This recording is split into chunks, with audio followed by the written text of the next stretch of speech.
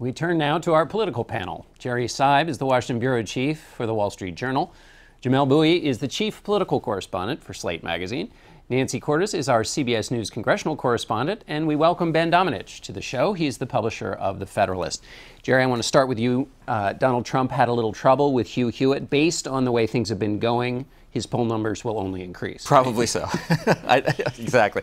I mean, I think Newt Gingrich was right. I don't think that sort of thing matters all that much. The Trump candidacy is about leadership, not about issues. But I do think there's a bit of a problem there, which is that the sleeper issue in this campaign, I think, really is national security. It's a dangerous world. People are frightened.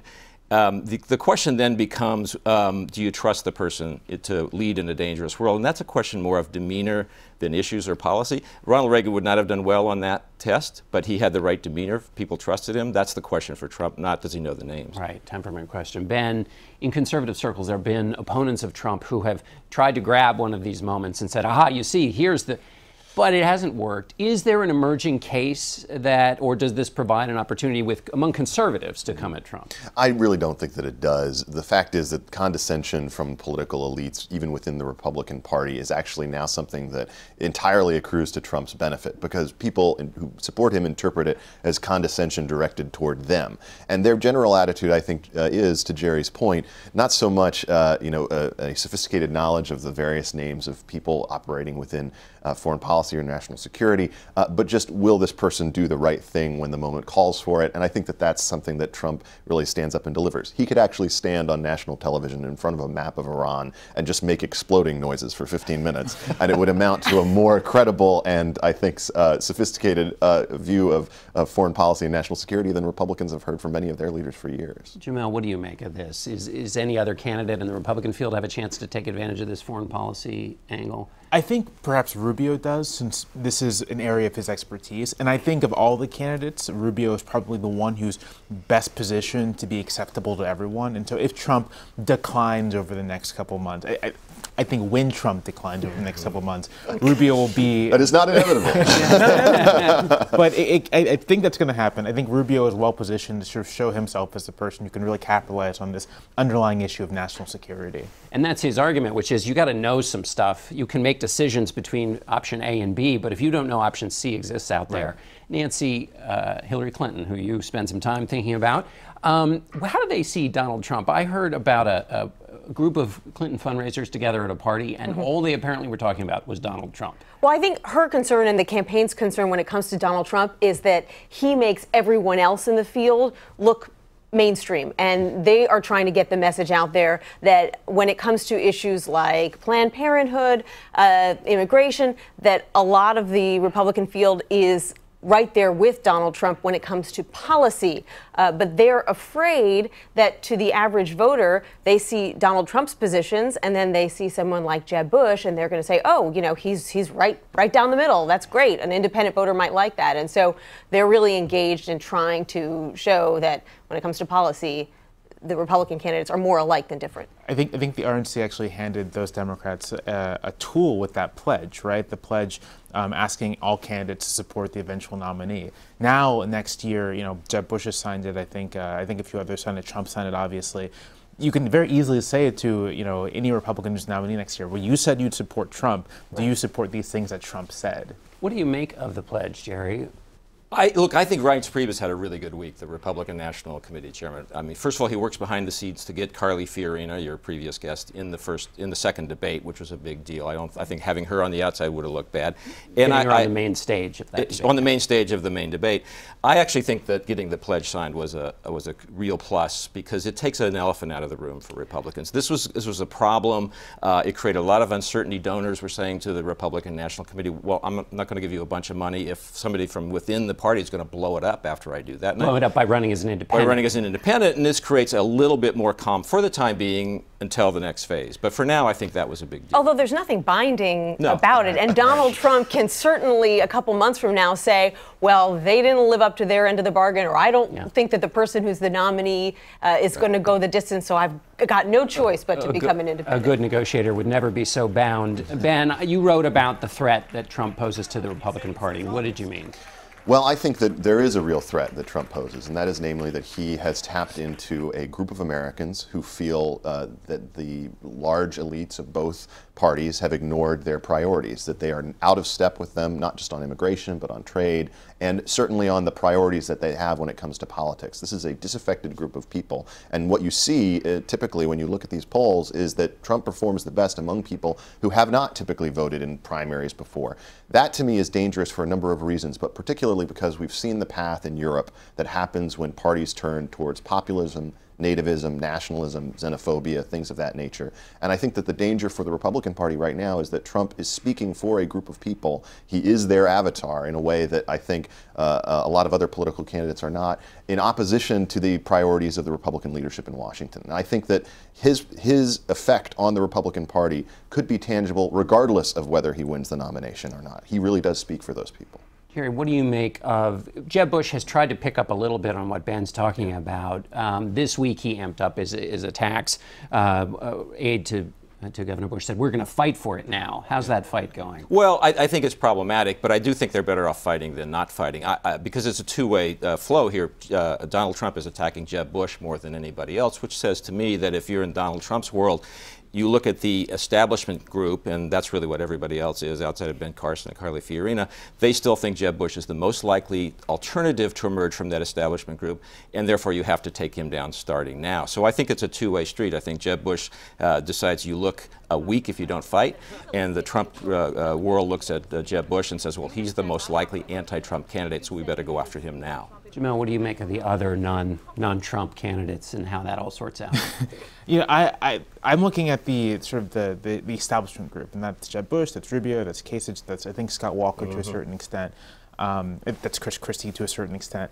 And of those people, like I said earlier, I think Rubio is the one who is going to potentially do best. You know, Scott Walker. It's really striking to see how much Trump has completely demolished Scott Walker's standing in Iowa and New Hampshire nationally. I mean, 6 months ago, we were all talking about Scott Walker as someone who is going to be the alternative to Bush or the alternative to Rubio, but it looks like he's diminished from the field entirely. And I think that that's in part because he's just not a compelling candidate when he's out there. I mean, for people who feel like the system is rigged, who feel like people are ignoring their priorities, Donald Trump is their golden-haired Adonis who will turn winter into spring. He is their hero, their champion, and they're perfectly happy having a champion who's inconsistent on all these different areas of policy when it comes to entitlements, fiscal conservatism, anything else. As long as he is someone who speaks to their priorities, he fights, and that's what they care about. And that's what Newt Gingrich was talking about, the winner. Exactly. The golden hair winner.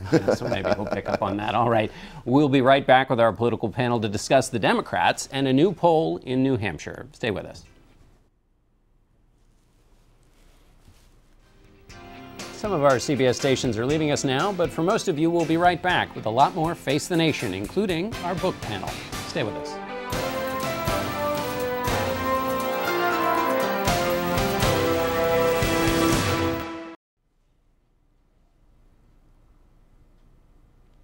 Welcome back to Face the Nation. I'm John Dickerson. We're back with our political panel. Jerry Seib is the Washington bureau chief of the Wall Street Journal. Jamelle Bouie is the chief political correspondent for Slate magazine. Nancy Cordes is our CBS News congressional correspondent, and Ben Domenech is the publisher of The Federalist. Nancy, I want to start with you. New news out of New Hampshire, an NBC Marist poll has Bernie Sanders 9 points ahead of Hillary Clinton. Respond to that, but also Hillary Clinton spent the week talking about her emails again. Mm-hmm. Huge reversal in this poll from just a couple of months ago. And so I reached out to both campaigns this morning to see what they think. So striking. Bernie Sanders' campaign says this just shows that the more people get to know Bernie Sanders, the more they like him. Hillary Clinton's campaign didn't address the poll numbers directly, but said we're very confident in the organization that we're building in New Hampshire, which is code for, okay, he may get a lot of enthusiasm. He's from neighboring Vermont. He's doing these feel-good rallies. But at the end of the day, we're going to have the operation to get people to the polls in New Hampshire and elsewhere. Jerry, on the emails this week, Hillary Clinton's camp and she herself seemed to take it more seriously. There were jokes about it in kind of the previous week. Now it seems to be more serious, even calling up some fundraisers to the headquarters to talk to them. Yeah, I think they decided that they needed to have a different approach, and I thought the interview with Andrea Mitchell was a sign of that. In other words, to sit down and have what they knew was going to be a prolonged conversation about this issue. And I actually thought it worked pretty well. I kind of wondered, well, like, why doesn't she do 3 or 4 of these a week? Because the best way to show that you're not being secretive and evasive is to act like you're not being secretive and evasive. And I thought that interview was a pretty effective way of doing it. So I suspect we're in a new phase more broadly in their attempts to address this issue. Well, Chris Christie basically, once giving advice to Hillary Clinton, said basically she needed to do what he did, which is just stand out there and take questions until people have stopped being able to answer them. Jamel, there's discontent in the Democratic. There's always discontent, right? Not just with Democrats, but you know, where there's always, you can write a story, so-and-so is discontented. But do Democrats, the discontent I hear is with the handling of this. Yes. Do they have a case? I think they do have a case. Obviously, I don't think Clinton knew if she was running for president in 2009 when this email server was created. But I do think that Hillary Clinton should know that she is among the most wanted people in American politics, if not the world, and that if she had an inkling of maybe she'll run for president in the future, to have not done this.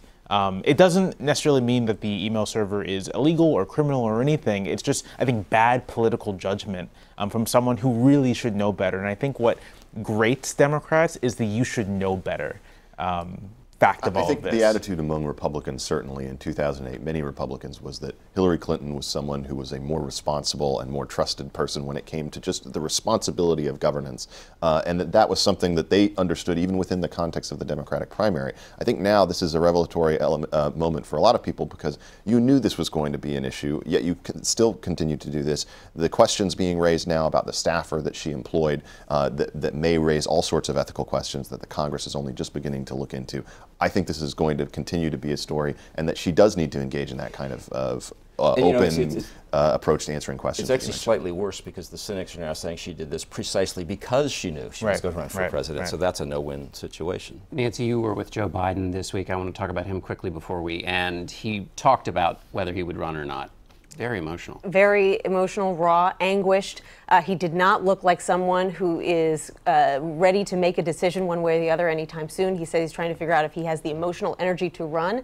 But I talked to someone very close to him this weekend who said, as far as they know, he is still on the same timetable, which is that he will make a decision by the end of the summer. And the autumnal equinox is now 16 and a half days away. So whether he's ready to make that decision or not, you know, time's a-ticking. Getting very Stonehenge-y with the autumnal equinox. Jerry, do you think he can... what's your assessment of what Joe Biden is selling is authenticity because he's not a polished guy, and this seems to be a cycle in which authenticity actually works, so that's going for him, I think. I think the problem he's got is that, you know, Iowa and New Hampshire, as Nancy was saying, are places where organization really matters. He's got nothing going there.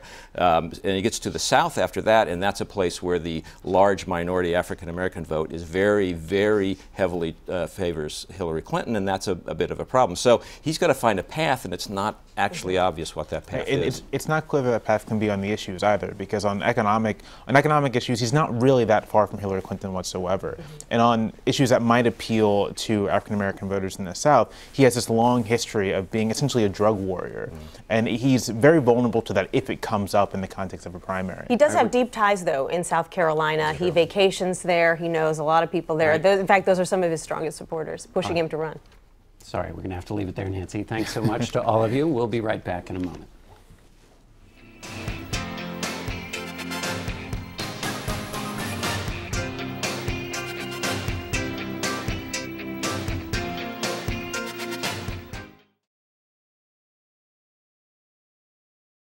Face the Nation, honored with 2 2015 Emmy Award nominations. CBS News, original reporting at its best. We're back now to talk books. This weekend here in Washington, the Library of Congress celebrated its 15th National Book Festival. This one marking the 200th anniversary of the library's acquisition of Thomas Jefferson's personal collection. The event featured more than 170 authors, and one of the big draws, delighting fans of all ages, was Apollo 11 astronaut Buzz Aldrin, who left his footprints on the surface of the moon in 1969.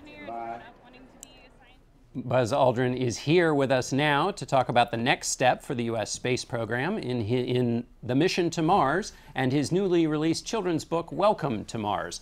Also joining us is Pulitzer Prize winner David McCullough, who wrote The Wright Brothers, about Wilbur and Orville's historic first flight. Rachel Swaby joins us. She's the author of Headstrong, 52 Women Who Changed Science and the World. And Walter Isaacson is the author of The Innovators, How a Group of Hackers, Geniuses, and Geeks Created the Digital Revolution. Buzz, I want to start with you. You have a children's book. I do. Why? I've had a couple before, but this one, the other writer would understand. This is so fantastic an explanation at the level of comprehension of middle schools. I learned something that Marianne taught me. She followed the vision of mine very, very closely. And I can build off of this very nicely. David McCullough, I want to ask you, in The Wright Brothers, you said it's a truly American story. What is it about this that is so, about the Wright Brothers, that's so American? Well, the fact that they seem to come into the world with few advantages. They grew up in a house that had no running water, no indoor plumbing, no electricity, no telephone. And Orville, the younger brother, years later was asked if he agreed that this was an example of how far someone with no advantages can go in an American life. And he said, well, that's not true. He said, we grew up with the most important advantage anybody can have. We grew up in a home where intellectual curiosity was encouraged and stimulated. And the fact that they never went to college seems also a burden for them. But the truth was that they also grew up in a house that was full of books, and their father and mother stressed that reading and learning to use the English language were essential to a full life and to have purpose in your life. I think that, and the purpose of the country in those times, that era, between, let's say, the late 19th century and 1910, or up to the time of the First World War, was progress on all levels. And that's different from today. Today is more protection. And that's, you have to understand the time in which people live as well as where they came from. Rachel Swaby, you said that your book started with beef stroganoff. Why? So you may remember, but in 2013 there was an obituary for Yvonne Brill in the New York Times. And it started off, she made a mean beef stroganoff, followed her husband from town to town, and was world's best mom. It wasn't until the second paragraph that it mentioned, oh yeah, she was the only woman, American woman working in rocket science in the 1940s, and also she designed a propulsion system that keeps satellites in orbit. So after that I thought, you know, we need better profiles of women in science. We really need to promote their work in science. So I wrote a book. Some of the characters are also in Walter's book. Walter, in your book, you make a case for innovation that is collaborative. Absolutely. And so tell us a little bit about that argument that you make. Well, you know, we biographers have a dirty little secret. We try to make it seem like there's some lone inventor who goes to a garage or a garret and has a light bulb moment. If you read David's magisterial book, you have a team that's sort of a brilliant guy, Wilbur Wright, a great engineer, Orville Wright, but then a whole team they put together to make engines. Same way the computer was made, same way the internet was made. And so to me, the women who got written out of the story, like Grace Hopper, who's in your book, like Ada Lovelace, who begins and ends my book, they were all part of teams in which creativity becomes a collaborative effort. Buzz, you were a part of a big team that got you to the moon. Tell us a little bit about that sense of teamwork that led to that. The critical decision that really made Apollo work was the decision by an engineer from Langley to do a rendezvous around the moon to save weight expense, and to make this work much more better than well-known people who wanted to rendezvous around the Earth. That person was John Hubolt. It took him 3.5 years to get the message across. It's taken me since 1985 working on now there's another person, Professor Richard Batten at MIT.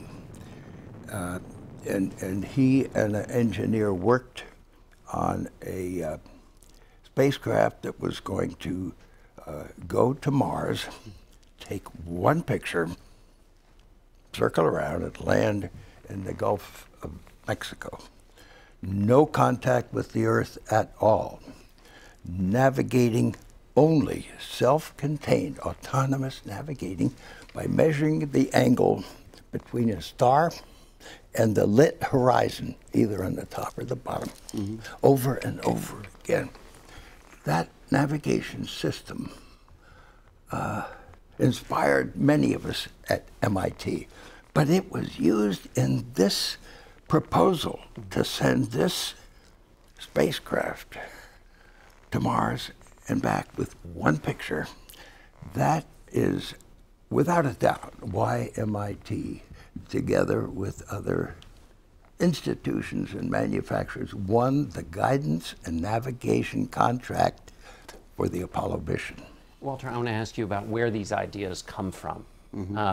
Ada Lovelace writes about the combining faculty, and you start the book with this idea. I mean, she is the son of a daughter, excuse me, of a great poet. Yeah, right? Lord Byron, and she connects poetry and processors. She connects arts and sciences. And that's what we did when we created the space program. That's what, you know, Wilbur and Orville Wright, they were people of pure curiosity. And this connecting faculty to say, it's the arts and the sciences when they come together. It's what Steve Jobs was driven by. He always ended his presentations with that street sign of the arts and the sciences and said that's where innovation lies. And it also comes from a time when we all used to aim high. That's what it means, going to the moon, going to the Mars, going to do flight, inventing the internet. I think as a country, we don't aim high anymore. We're a little bit too protected. David, big ideas. Yeah. Here, John Kennedy says we'll go to the moon. And look who's I just told him at the 100th anniversary of MIT, person on moon. They said that President Kennedy went to NASA and said, I think we should go to Mars. They were aghast. They spent one busy weekend putting charts together and then told the president, no, Mars out of the question. Maybe we'll get to the moon 15 days, But David, 15 years. In the case of the Wright brothers, Buzz talked about the resistance to the idea of going to Mars. People said you couldn't fly either. You couldn't fly, and furthermore, once they did fly, it took 5 years for them to convince people that come in to see what we've done. Not the local newspapers, not the government here in Washington would even bother to come and watch. And one of the editors of the Dayton paper, where they were flying right 8 miles outside of Dayton at Huffman Prairie, still there, was later asked, why in the world didn't you realize this was happening right under your noses? He said, well, I guess we were plain stupid. Rachel, all the characters in your book have big hurdles against them because they've constantly got men saying, well, women don't do this. What's your favorite story of a character who got around and the lengths they took to get around? Right, so a lot of favorites, but one, Rita Levi-Montalcini, who is a Nobel Prize winning scientist. She was Italian and she was practicing when Hitler was in power, and so she was told she wasn't able to work anymore. And so that was a bummer, so she decided to create her own bedroom lab. It was a secret lab. Her brother made an incubator. She got fertilized eggs from down the street. She filed down a knitting needle and started doing her experiments with her little scalpel. And she was able to do really important work from her bedroom, and she published papers that were then seen by scientists in the US. And she went for a research trip for a couple of months and ended up being there for decades. My favorite is the trip she took with the 2 mice in her pocket. All right, we'll be back in a moment with more from our book panel. Stay with us.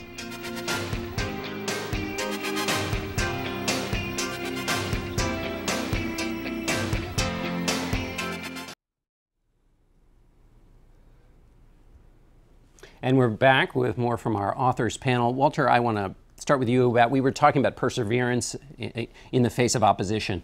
What about risk-taking in the entrepreneurs that you write about? Risk-taking is the key thing that separates America from the rest of the world. We allow people to fail, and whether it's Orville Wright when the plane crashes and he breaks legs and everything else, there's a consequence to it, but you still get back up and people still invest in you. Steve Jobs, the movie of Steve Jobs that's coming out that Aaron Sorkin did, it's all about that period when he was in the wilderness and failed and then had to deal with his personal relationships and everything else, and he comes back as a better person. And I think that whether it's Silicon Valley or everything we've done up until recently, we allow people to take risks. And when they fail, we say, okay, fine, we'll invest in you again because you've learned something. But here in Washington, I think that's a big problem now because I think people are too risk averse because it's easier to just be safe. Yeah, you're never allowed to admit a mistake. Rachel, Alice Hamilton took a few risks when she was doing her own experiment. I love the story about the cocaine that she was. Tell us that story. Right. So there was a problem at the turn of the century where drugstore workers were peddling cocaine to kids coming home from school, and so it became a bigger problem when the kids wanted more and they couldn't afford it. And so social reformers jumped in, and when it went to court, she came in as somebody who was supposed to tell the difference between cocaine and some other powder. But there were a number of problems, and so she first tried testing the cocaine on Bunny's eyes, but the jury wasn't really into it because cocaine will dilate the eye and the other powder wouldn't. So she decided to do it on herself. Did it on her own eyes? On her own eyes, and it was very effective. David, they say the difference between a risk and a gamble is that you can back out of a risk, that with a gamble, there's no going back. Where were the Wright brothers? They took risks, of course, but they also seemed to be quite calculated in the risks they took. Is that right? Yes, they were not daredevils. They looked into every conceivable possibility that could go wrong, which was mainly to make sure that their machine, whatever it was in the right order before taking off. But most people, if you ask them who were the Wright brothers, they'll say, well, they invented the airplane, and they were bicycle mechanics, and they came from Ohio. And that's about all most of us know. It's all really essentially what I knew. Yes, they did invent the airplane. But equally important, they invented how to fly the airplane. And that was where the risk came in. Now, to even attempt to become pilots and was running the risk of being thought of as a crackpot, a weirdo. But every time they took off on a test flight, they knew they could be killed. And they consequently, and they went off, well, not 2 or 3 times, they'd go off 50 to 100 times in a year. They would never fly together because if one got killed, they wanted the other one still to be alive to carry on with the mission. So their courage, they had both intellectual courage and physical courage, which I think is something absolutely to be remembered because that's not easy. And particularly when you have a lot of people who are worrying every single day because they love you so much that you're going to get killed. Right. Buzz, you know about risk. You've walked in space. You've walked on the moon. Tell us about the moment where you thought, this is the riskiest thing I'm doing. I think the riskiest was being in combat in Korea, really. There is great uncertainty. We felt there was great certainty. The engineers said 95% or greater. We had no choice but to believe them. But we as a crew were concerned about the most important thing on Apollo 11 was landing. Yeah. And we said, what's the chance of our being able to land and not have to come back and be safe about it? 60%. 6 out of 7 missions to the moon were successful. We are now very risk averse in this country. I believe that this nation is the nation that can begin to colonize Now, when you colonize something, you go there, you look it over, and you come back. Not necessarily. If you can look over something from orbit, like the moon, like Mars, and build things there that are safe, then when you are ready, you can commit to permanence. We want to build up a population on Mars. And I think we can do that because we know what we can do from orbit, from the moon of Mars. Now, we can commit to permanence. We can change our mind as to what the mission plan is. That is guts. Yeah. That is what Americans have. And the crew members understand risk. They wouldn't have been test pilots. They wouldn't have gotten into combat. All right, Buzz Aldrin, David McCullough, Walter Isaacson, Rachel Swaby, thank you all very much for being with us. Thank you very much. We'll be right back.